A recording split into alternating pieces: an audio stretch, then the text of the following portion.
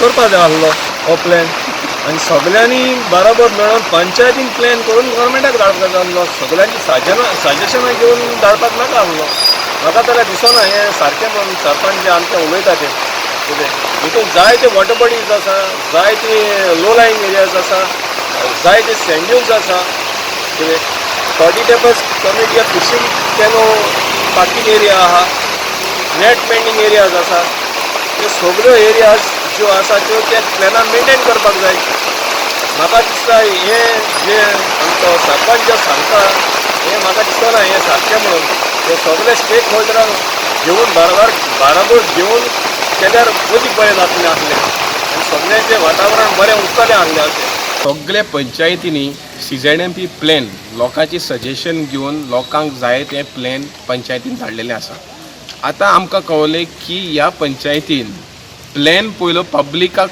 View करपाक दिवंक ना जेन्ना आमी आयज सेक्रेटरीक मेवले we asked him where is the plan सेक्रेटरीन सोदपाक लागलो प्लॅन खंय आहा मागीर तो कॅबिन सरपंचाच्या कॅबिनान वचोन खंय ताणें तें प्लॅन काडलो आनी आतां तो पब्लिकाक व्यू करता सो आमी कितें मागलें सरपंचाक की हो प्लॅन जो आहा तो पब्लीक स्क्रुटनीक आसपाक जाय आतां आमची पळय ही पंचायत ती कोस्टल एरिया पडटा ROC कांसावली ही दोनूय एरिया जी आसा ecologically hotspot area one of the most fragile area आसा आमची सँड ड्यून आसा फिशींग विलेज आसा लँडींग सायट आसा वॉटर बॉडीज आसा ब्रिडींग सायट्स आसा सो पयलींचो जो प्लॅन आसा CZMP तितून कांयच दाखोवंक नाशिल्लें फकत फ्यू एरियान सँड ड्यून दाखयला सो आमी कितें मागलां सरपंचाक की तूं पब्लीक सजेशनाक पयलें आपय लोकांक पब्लिकाची सजेशन घे तुजे एक्सपर्ट हाड आनी प्लॅन पंचायतीन एप्रूव करून सगळे स्टेक होल्डराक घेवन शेतकार कम्युनिटी आसा फिशींग कम्युनिटी जी आसा toddy taper community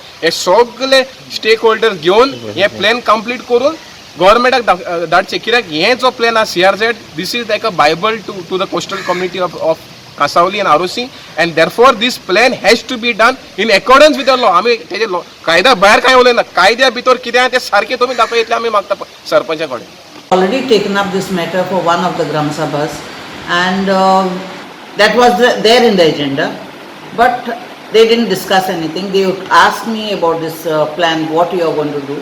I said we will have to first know what is the thing. We will ask them because they have said they are going to come to each Panchayat and they will explain to us. Till now nobody has come to explain but we have seen the plan. But if I say what I have seen the plan, if they are differing with that, they have to put their inputs. If they give me the inputs, we are ready to support them. So I have asked them, requested them, I told Olencio, bring your inputs. But they are only saying that this inputs should be given only when the person comes here to see the plan and does all the work. It doesn't work that way. First they have to study what they want. After they study the thing, give it to me. We will call the expert. And what they gave, we will put in that and send it. And they are come at the last moment where they are asking me, just few days are left. Where did they go all this while? We have made two announcements. First announcement saying that the plan has come here to the Panchayat.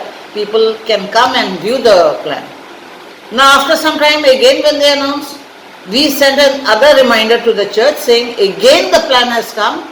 People who are interested can come to the Panchayat. I think I have done my perfect job, including my members. We wanted the people to come and tell us what is what. Today suddenly they come without even informing me. That's okay.